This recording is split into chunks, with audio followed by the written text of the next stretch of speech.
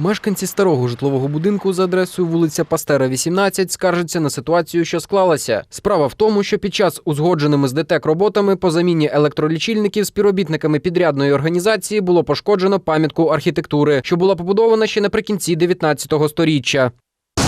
Просто разобрали пол, большую сделали дыру, и туда вот эти шланги, какие-то металлические штуки.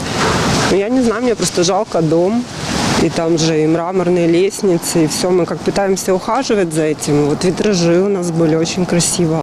Крім того, співробітники підрядної організації закріпили на фасаді пам'ятки архітектури промислові кабель-канали, які вони завели до парадного входу і проклали вздовж стіни. Хоча, як стверджують жителі будинку, будівля має чорний хід, куди є доступ і де можна було прокласти дану мережу без шкоди автентичному зовнішньому вигляду будівлі. За словами людей, вони чекали капітального ремонту, але замість цього вийшло якесь капітальне пошкодження. И обшарпано все. На это внимание не обращается, да? Ну, и у нас все аккуратно. Я никогда там не был, потом поднялся, посмотрел. У них точно так же. Мраморные плитки, вот ступеньки. Это исторические ступеньки, они все подбиты, там все.